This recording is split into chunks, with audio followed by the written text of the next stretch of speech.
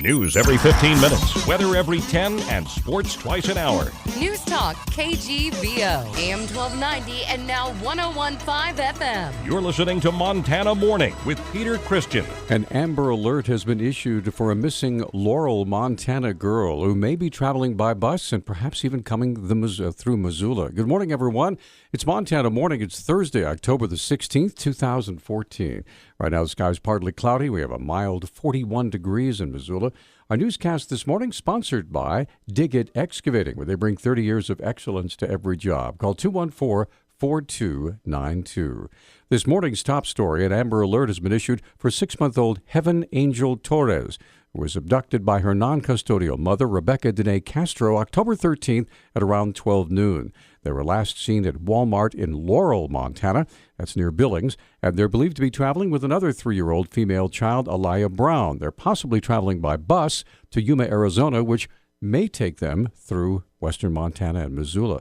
Rebecca has an extensive history of drug abuse. The children are believed to be in danger. There are photos on our website at newstalkkgvo.com. If you have any information on Heaven or her mother, Rebecca, please contact 911 or call the Laurel Police Department at 406-628-8737.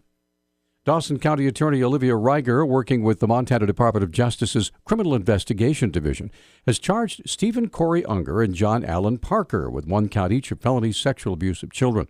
Spokesman John Barnes with the Office of Attorney General Tim Fox said the arrests were made last Friday after ads were placed in a sting operation online at Craigslist and Backpage. We placed some advertisements. People responded. To the people who responded to these ads initially, they were notified that the females would be 13 and 15 years old. These two individuals made arrangements to then come to Glendive and meet these girls. Barnes describes the arrest of the 25-year-old Unger and 37-year-old Parker. When they came to the arranged meeting place, again, they believed that they were going to be having sex with children. Our agents arrested them, and they are working their way through the initial stages of the criminal justice system right now. In December of last year, Missoula authorities conducted a similar sting operation during which 7 individuals were apprehended and charged with sexual abuse of children.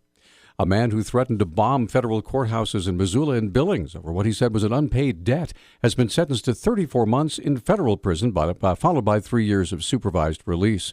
The Missoulian reports 65-year-old Michael Lewis Andrews of Billings was sentenced Wednesday for maliciously conveying false information and hoaxes. Missoula police seeking information about a man suspected of using a stolen credit card to purchase over $1,500 in goods at various locations. Police Detective Sergeant Travis Welsh has details. Around October the 2nd, a woman reported that she had lost her credit card, and she thought maybe somewhere in East Missoula. That's the last place she remembered using it. On the 30th of September, she learned that somebody had not only found the card, but was apparently using it, making many unauthorized purchases with it. Missoula Police Detective Stacy Lear has been able to isolate images of the suspect from surveillance footage captured at multiple locations. Those photographs are available on our website at newstalkkgvo.com. Welsh says the purchases appear to occur in a particular area. The pictures of the man himself are pretty good, and we're hoping that somebody will recognize him. It looked like he spends a lot of time at convenience stores in Milltown, which may be an indicator of where he lives. He's making several smaller purchases as opposed to fewer larger ones, almost like he's just buying personal need type stuff. Anybody with information about this individual asked to contact Detective Lear at 552-6283. You can also call Crime Stoppers 721-4444.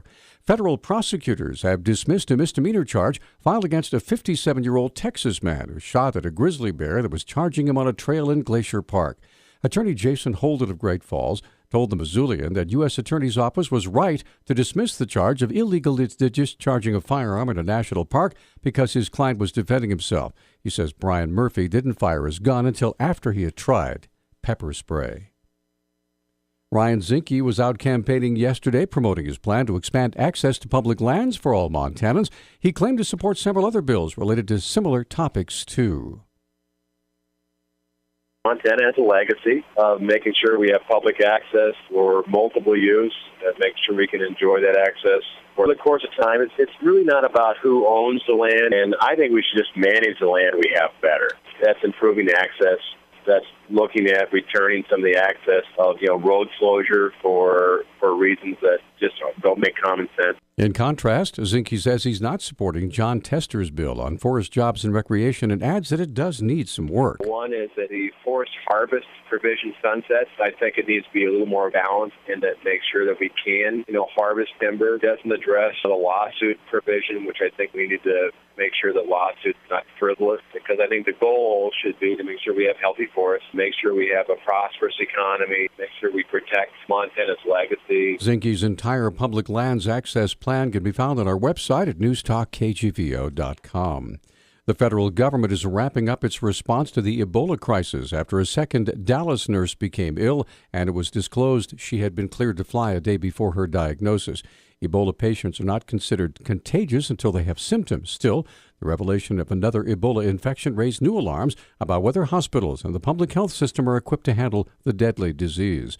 Federal health officials are being called to testify before a congressional committee, and that'll be today to explain where things have gone wrong. President Obama is directing his administration to respond, quote, in a much more aggressive way, end quote, to oversee the Dallas cases and ensure the lessons learned that are transmitted to hospitals and clinics across the country. One of 4 hospitals in the country officially equipped to handle Ebola patients is St. Patrick Hospital, right here in Missoula. In order to keep up with local and national demand for certified medical assistants, Missoula College has reestablished its medical assistance program. Program Director Paula Kryman described the duties of a medical assistant, not to be confused with a physician's assistant. They are trained in the clinical aspects, such as assisting physicians with procedures, giving shots, and they're also trained in some laboratory procedures where they do some of the basic testing on things like blood and urine. They draw blood. Medical assistants are a jack of all trades. Ryman says the demand for medical assistants is growing all over the country, but specifically in western Montana. Very good in this area. That's part of why we were reactivated, that area clinics and offices found that they were really in need of medical assistance, and they begged the college to reactivate the program because they wanted medical assistance so bad. If you'd like more information, you can call Paula Kryman. Her number at the campus is 243-7907. Our News Talk time is 6:10. News Talk, KGVO. Missoula's official weather station. Partly to mostly cloudy skies today with our high temperatures in the upper 50s. Winds will be out of the west-southwest at 3 to 6 miles per hour. Partly cloudy tonight, lows in the mid-30s.